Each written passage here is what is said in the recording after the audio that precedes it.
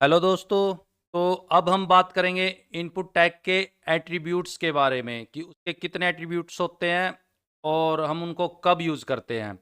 तो basically inputs या किसी भी टैग के एट्रीब्यूट्स होते हैं, जैसे मैंने आपको पहले भी बताया, वो उसका डिज़ाइन और उसकी फंक्शनैलिटी को चेंज कर देते हैं। तो देखते हैं इनपुट टैग के कितने एट्रीब्यूट्स होते हैं। तो उनको देखने से पहले हमें यहाँ पर एक इनपुट टैग बनाना होगा।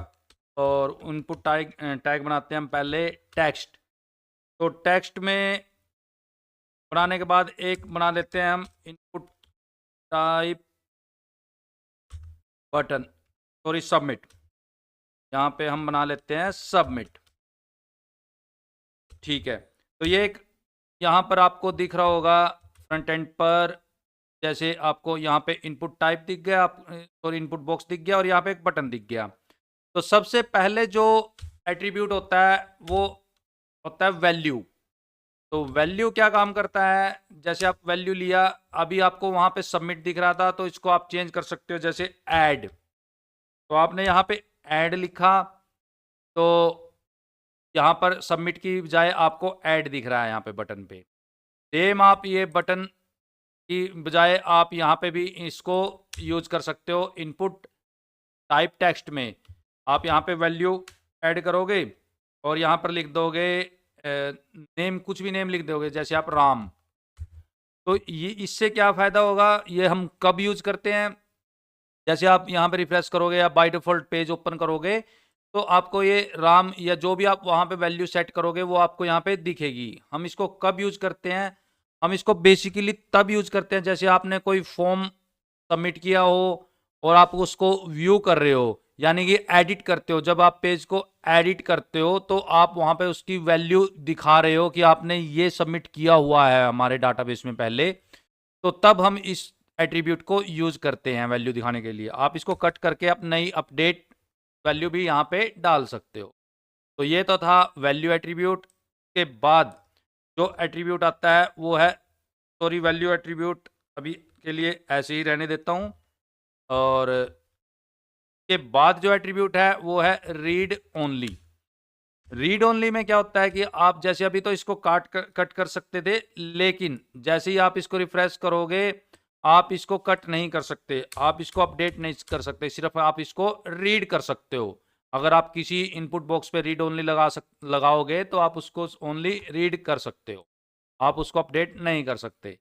तो रीड ओनली के बाद एक अगला एट्रीब्यूट क्या है, डिसेबल।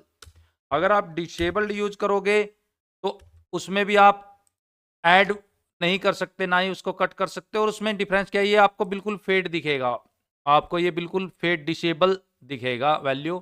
और रीड ओनली की तरह उसको आप ना ही अपडेट कर सकते हो ना ही उसको काट सकते हो। तो ये था डिसेबल। के बाद जो आपका नेक्स्ट आता है वो है साइज। अभी मैं वैल्यू हटा देता हूँ यहाँ पर, वैल्यू हटा के साइज। अब साइज मैं यहाँ पे सेट कर देता हूँ 50 करेक्टर। ये बेसिकली करेक्टर होता है, इसमें इनपुट बॉक्स में कितने करेक्टर आ सकते हैं। अभी देखिए, ये साइज पहले यहाँ तक था, अब ये यहाँ पे हो गया, यानी कि इसमें 50 करेक्टर आपको ऐड होते हुए दिखेंगे। ऐड इसमें ज़्यादा भी हो सकते हैं, मैं ये नहीं कह रहा हूँ कि 50 से के बाद ऐड नहीं होंगे, ऐड ज़्यादा हो सकते हैं, लेकिन आपको डिस्प्ले 50 तक होंगे। जैसे कि अभी हम इसमें ये डाल लेंगे तो ये 50 तक आपको दिख रहे हैं। ऐड तो इसमें आप कुछ कितने ही कर लो। तो ये आपका बेसिकली साइज है, जो बताने साइज सेट करने के लिए इनपुट टेक्स्ट। उसके बाद जो इसका नेक्स्ट है मैक्स लेंथ। मैक्स लेंथ में क्या होगा कि आप यहाँ पर वैल्यू सेट कर दोगे 20, ठीक है।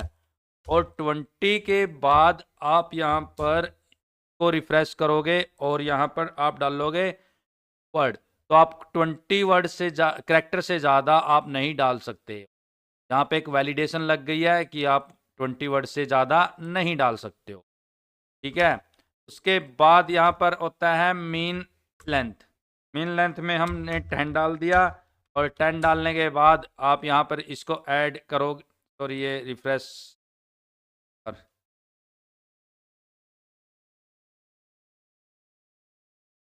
तो यहाँ पर आपको ये बता रहा है कि आपकी मिनिमम लेंथ आपकी 10 होनी चाहिए। तो ये मीन लेंथ एट्रीब्यूट है, मीन लेंथ और मैक्स लेंथ, ठीक है। और ये था आपका साइज। इसके बाद जो नया के बाद जो प्लेस होल्डर सॉरी एट्रीब्यूट है इसका, वो है प्लेस होल्डर। प्लेस होल्डर कब यूज करते हैं हम? यूजर को हिंट देने के लिए यूज करते हैं। जैसे कि ये इसमें आप नेम डलवाना चाहते हो तो इसमें आप लिख दोगे एंटर योर नेम।